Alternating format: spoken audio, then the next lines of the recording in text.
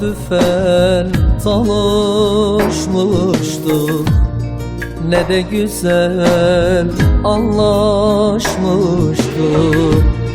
İkimiz de seviyorken neden ayrıldık? Mutluluğu tadamadık, yuvamızı kuramadık.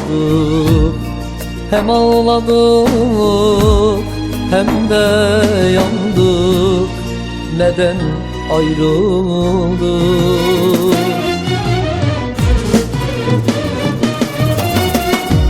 Ayrıldık, gözümüz aydın işte.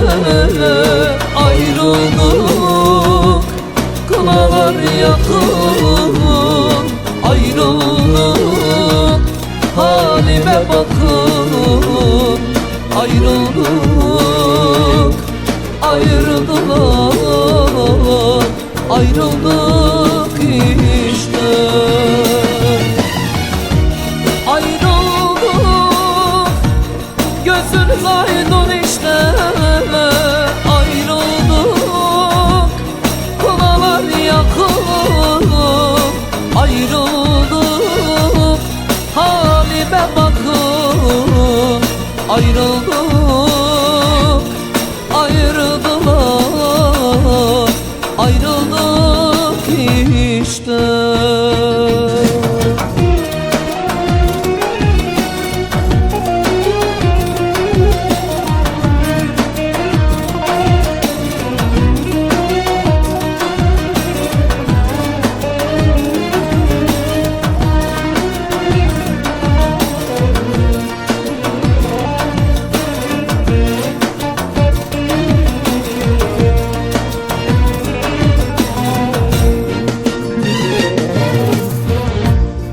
İlk göz ağrım tek sevdamdı, tek sırdaşım yoldaşımdı.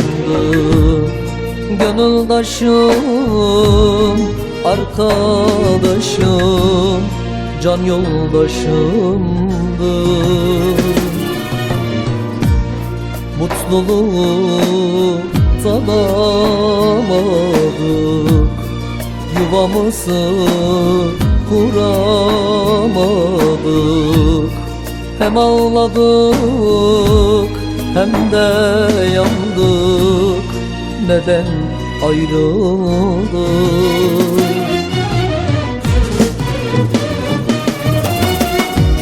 Ayrıldık, gözümüz aydın işte. Ayrıldık, kınalar yakın. Ayrıldık, halime bakın. Ayrıldık, ayrıldık, ayrıldık işte.